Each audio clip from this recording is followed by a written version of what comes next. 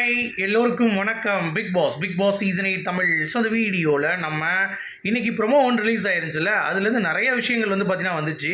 So முத்து அவருடைய தவறை ஒத்துக்க மாட்டார் அப்படின்னு சொல்லி ஒரு பக்கம் இருந்தாலும், ரயானும் பார்த்தீங்கன்னா அதுக்கு ஈக்குவலாக எக்ஸ்போஸ் ஆனா அப்படிங்கிறத எத்தனை பேர் நோட் பண்ணீங்க. ஸோ அதை பற்றி தான் அந்த வீடியோவில் நம்ம பார்க்க போகிறோம். ஸோ வீடியோக்குள்ளே போகிறதுக்கு முன்னாடி நம்ம சேனலுக்கு நீங்கள் புதுசாக இருந்தீங்கன்னா கண்டிப்பாக சப்ஸ்கிரைப் பண்ணிக்கோங்க, வீடியோ மறக்காமல் ஒரு லைக் பண்ணிக்கோங்க. இப்போ நம்ம வீடியோக்குள்ளே போகலாம். ஸோ பிக் பாஸ் சீசன் 8 தமிழ் ஒரு சுவாரஸ்யமான கட்டத்தை எட்டியிருக்கு. ஸோ நான் ஏற்கனவே சொன்ன மாதிரி ரயான் பார்த்தீங்கன்னா கேட்குற ஒவ்வொரு கேள்வியும் நறுக்குன்னு தான் இருந்துச்சு. அதில் எந்த ஒரு மாற்று கருத்தும் இல்லை. ஏன்னா முத்துக்குமரன் அந்த 5 பேரை வச்சு இவனை அடித்தது அப்படிங்கிறது தப்பு தான். இவனை அடித்தது இல்லாமல் அந்த 5 பேரை வச்சு அடித்தது அப்படிங்கிறது பெரிய விஷயம் தான். அது நம்ம ஒத்துக்கிட்டு தான் ஆகணும். அதுக்கடுத்து எல்லாத்தையும் காலி பண்ணாமல் பாருங்க, பொண்ணுங்க எல்லாத்தையும் காலி பண்ணிவிட்டு அதை அவன் ரொம்ப மூர்க்கத்தனமாக அன்எத்திக்கலாக ஒரு கேம் ஆடினார். ரைட், அதை அவர் ஒத்துக்கிட்டார். நான் மாற்றி பேசிட்டேன், எனக்கு அது அப்படி தான் தோணுச்சு, அன்எத்திக்கல்னு சொல்கிற அளவுக்கு நான் ஒத்துக்க மாட்டேன். அதாவது இன்னும் அதை ஃபுல்லாக ஒத்துக்கல. பட் இருந்தாலும் நான் அந்த இடத்துல கொஞ்சம் உன்னை மட்டமாக பேசியிருக்க வேண்டாம். அதாவது ராயன் கிட்ட பார்த்தீங்கன்னா நீ அதெல்லாம் ஒரு ஆளே கிடையாது நீ அப்படின்ற மாதிரி அவரும் பேசியிருப்பார்.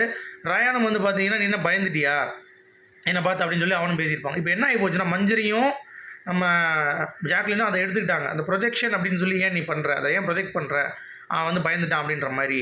அவன் அப்போ நீயும் பயந்துட்டியா? பார்த்தோன்னா ராணவும் அருணும் ஃபோட்டோ எடுக்கிறப்ப நீ ஏன் போய் முத்து ஃபோட்டோ எடுத்த, எதுக்கு நீ பயந்த அப்படின்ற மாதிரி கேட்குறாங்க. அது கேமில் அவன் அட்வான்ஸ்டாக போகிறான் அப்படின்ற மாதிரி ராயன் சொல்லி புரிய ட்ரை பண்ணுறான். ஆனால் அதை யாரும் அக்செப்ட் பண்ணிக்கிற மனநிலையில் இல்லை. ஏன்னா அதுதான் உண்மை. அவன் முத்துவை பார்த்து பயந்துட்டான், அதுதானே உண்மை. அது வெளியே யாரும் சொல்ல மாட்டாங்க. இப்போ நான் டக்குன்னு எதுக்கு ராணுவ அருண் எடுக்கிறாங்க, ஒரு பக்கம் மேபி அவன் பாயிண்ட் எடுத்துகிட்டு போயிட்டான்னா அந்த பயம்தான் அது இருக்குல்ல, அதை இவனும் ஒத்துக்கணும்னு சொல்கிறேன். முத்துவை மட்டும் கேட்குறான்ல, அதாவது இந்த மாதிரி 5 பேர் சேர்ந்து அடிக்கிறீங்க, எல்லாத்தையும் காலி பண்ணிட்டீங்க, எல்லாத்துக்கும் ஸ்பேஸ் கொடுக்குறீங்கன்ட்டு. அப்போ அதே தவறை தான் இவனும் பண்ணுறான். இவனும் போய் முத்துவோட ஃபோட்டோ தான் எடுத்து அடிக்கிறான். இங்கே எல்லாமே அப்படி தானே பண்ணுறாங்க.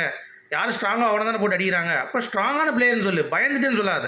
இந்த கேமுக்கு நீ ஸ்ட்ராங், அது நீ பயந்துட்டேங்கிறப்ப உன் மேலே பயப்படுறது ஒன்றும் கிடையாது அப்படின்ற மாதிரி பார்த்தீங்கன்னா அதை திருப்பி அவன் ரெஜிஸ்டர் பண்ணிகிட்டு இருக்கான்.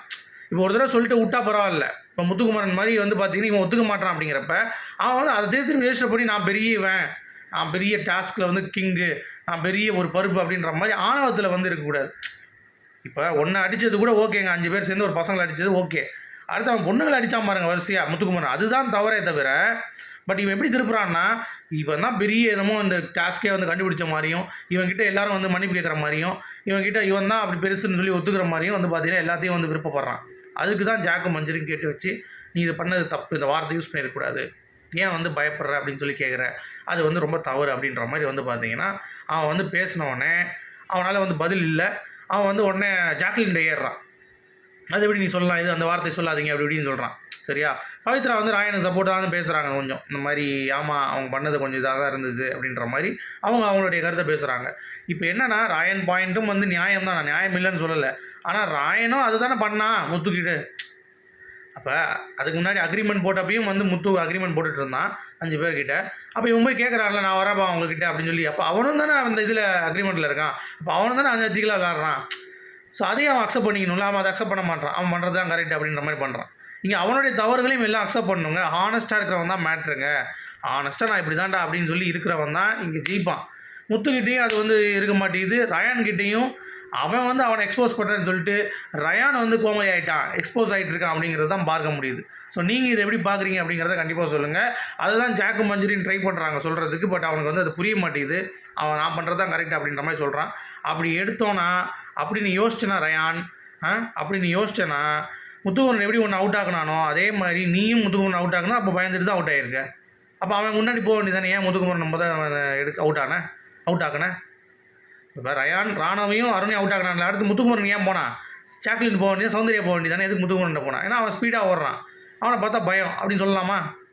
கேமில் ஸ்ட்ராங்காக இருக்கான் அப்படின்னு சொல்லி பழகுங்க. இந்த பயம் காட்டுறது, பயம் அப்படின்ற வார்த்தை யூஸ் பண்ணாதீங்க அப்படிங்கிறது தான் என்னுடைய பாயிண்ட் ஆஃப் வியூ. ஸோ முத்து இந்த விஷயத்தில் அது ஓகே தான், அவர் பேசுனது ஓகேவா. பட் தப்பை அக்செப்ட் பண்ணணும், அவ்வளோதான். அலையன்ஸுங்கிறது தப்பு, ஸ்ட்ராட்டஜி தப்பாகி போச்சு, அவ்வளோதான். உங்களுடைய கருத்துக்கு சொல்லி மீண்டும் சந்திப்போம். Good bye.